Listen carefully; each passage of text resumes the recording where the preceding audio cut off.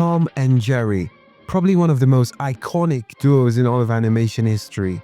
They have been around for decades, and they have the kind of comedy that anyone, anywhere could understand. They are universal. So in 1992, when MGM announced that they're going to make a full-length Tom and Jerry movie, it sounded like a no-brainer. A franchise this big, of course it's going to make a ton of money, right?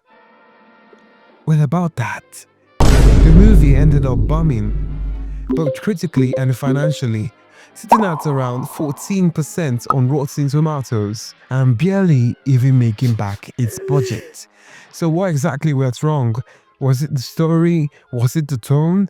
Well, I watched it, so let's talk about it. I am Faithful. I do reviews on shows, movies, topics, or anything I find interesting, so like and subscribe.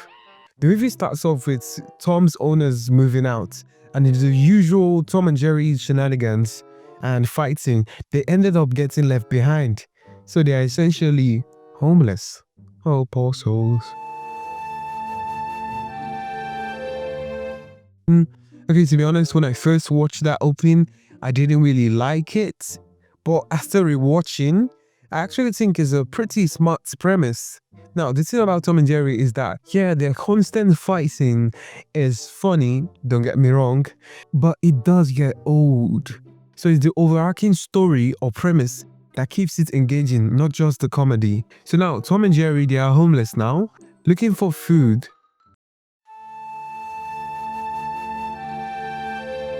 So yeah, for the first 10 minutes of the movie, it definitely feels like a classic Tom and Jerry film. I also like the fact that they are forced to team up for once, instead of having just the usual gimmicky chasing. But that said, I do have some thoughts on the character design of Tom and Jerry. In some scenes, it looks good, but sometimes we have scenes where the proportions feel kind of off. For example, Jerry sometimes looks too big, and Tom's hands and head is like triple the size of his body. It's not really my preferred character design, but it was interesting, so I just had to say it. So in their search for food, Tom and Jerry run into a dog, but don't worry, this dog isn't selling anything illegal. It's a kid's film, remember? Instead, the dog tells them that they need to work together to survive. And that's where this happens. I'm Tom. I'm Jerry. Come on now, dog.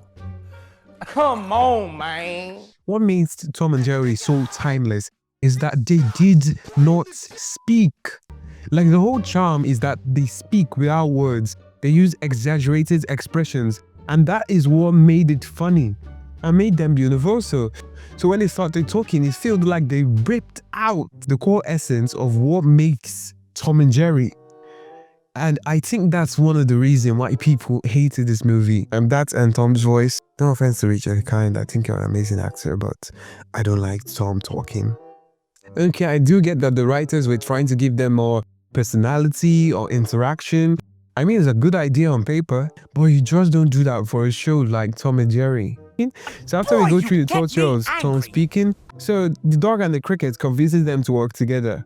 How, you ask?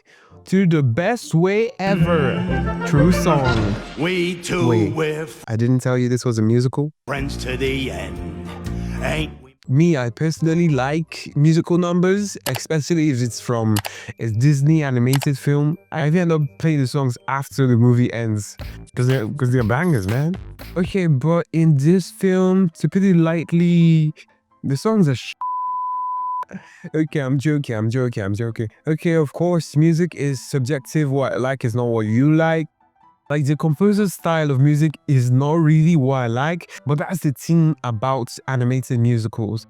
You don't have to like the songs, they must at least be catchy or good. For example, the Aladdin song, Friend Like Me. Personally, I don't like it, but I can agree that yes, it is catchy. Also, the songs in this movie didn't really serve a purpose, and they are so long. It completely ruins the pacing. I just want to move on. The scenes just hold on for too long. So yeah, not long after a song, the dog ends up getting captured. Please remember this because it's going to be important later. And Tom doesn't even notice that he got captured because, I mean, it's Tom. What do you expect him to do? Be smart? Okay, so from there, the Tom and Jerry continue their journey and they enter into another long musical number. But this time, it involves a group of cats. Now, this song is a little better than the last one, again, but it's so long. It feels like this movie stops us every 5 seconds to put another song. Even when the story doesn't really need it. I get what they're trying to do, like make the movie more like a traditional kids musical, but it just doesn't fit Tom and Jerry. Okay, so after a while, Tom and Jerry come across a young girl named Robin. She tells us that she is an orphan. Her dad died in an avalanche, and her aunt, a caretaker, is abusing her. So she's trying to run away. Honestly, this part of the film kind of caught me off guard in a good way, because it went dark so fast and it started to explore deeper themes. But that's the thing. Yes, I appreciate emotional storytelling, but it just does not land the way it should. It makes me wonder, what was the point of the 20 minutes of random And on top of that, I don't really like how Tom and Jerry glossed over the fact that she's being maltreated. You're smart, kid. You got a roof over your head, 3 sure meals a day, a warm bed.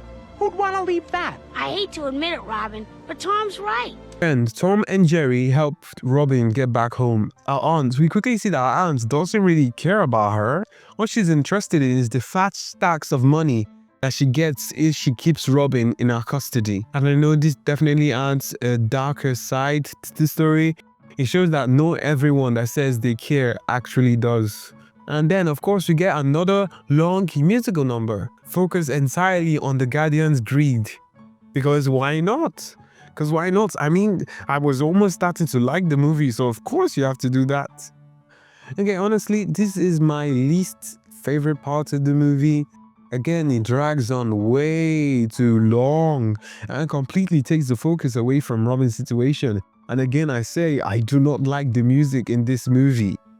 So later on, Robin gets home safe with Tom and Jerry, and somehow she convinces her auntie to let them stay. And then there's a shocking revelation. Robin's father may still be alive. Now, the auntie and her lawyer don't want Robin to find this out, because if Robin learns that her father might still be alive, that means she wouldn't be able to keep her sweet money.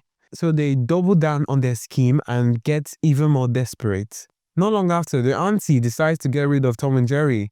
I'm not sure whether she got rid of them because she thinks that they know about her dad still being alive, or it's most likely because they caused so much property damage in the span of 5 minutes.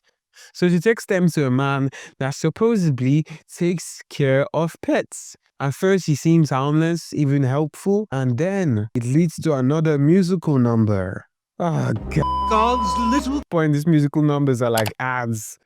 But unlike the other songs, this one actually explains his job's motives. So for once, the music is actually useful, not good, useful.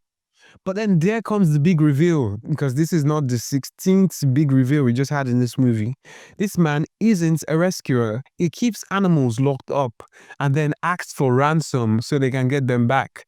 So essentially, he's dog napping. My God, that's so cruel. So yeah, this ties back to the dog that got captured earlier that I told you should remember. I told you he's gonna come back later. So of course, Tom and Jerry quickly save the animals and set them free in like a span of few minutes. Hello, all you happy people. The movie really tries to handle 2 plots at once and ends up making both feel underwhelming. I honestly feel they should have just focused completely on Robin's story and developed that more, because that is more interesting. So as the story moves forward, Robin learns that her father might still be alive. So she and Tom and Jerry set out to find her dad in the place they usually hang out. And during this part, we get what I think is the best musical moment in the entire film.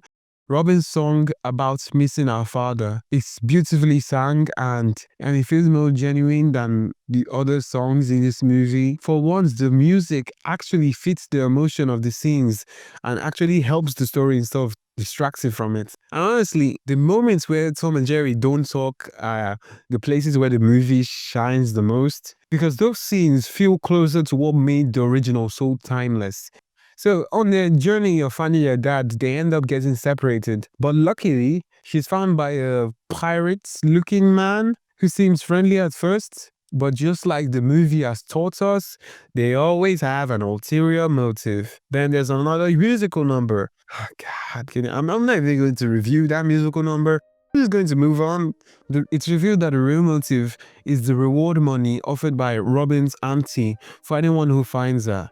And from there, the story shifts into this chaotic chase scene where multiple characters are all going after Robin for different reasons, mostly money. Honestly, it ends up feeling kind of messy and turns more into a random chase sequence than an actual story. By this point, it was so hard for me to stay invested. The tone felt so scattered. It's such a shame because this film felt like it had tiny, but it felt like it had potential. So as we move to the climax of the film, the chase intensifies. Robin and Tom and Jerry end up getting trapped in a cabin, and then a fire breaks out, making everything more dangerous. And at the same time, Robin's father, that we just found out is alive, and learns that she is missing and rushes to save her in his helicopter, leading to a dramatic and emotional rescue at the last minute. So at this point, it's implied that Tom and Jerry might have not made it, but they ended up being fine. So Tom gets worried that Jerry didn't get out safe, but it was actually fine. You were the best pal a guy could ever have. Oh, please be. I guess because he worried. Character development, I guess. Yay! So in the end, Tom and Jerry make it out safely and they stay together and they don't return back to their old owners. I mean, do they not care about Tom that badly? Instead, they stay with Robin and live to chase another day. Okay, that's my take on the Tom and Jerry movie. While it had some great ideas and memorable moments, it struggled a lot with the pacing, excessive long musical numbers, and a scattered storyline. It's definitely not the classic we remembered, but it's not a complete miss. It's below average. So I'd love to hear your thoughts. Feel free to comment down below what you think. Thanks for watching, like and subscribe, and I'll see you next week. Goodbye.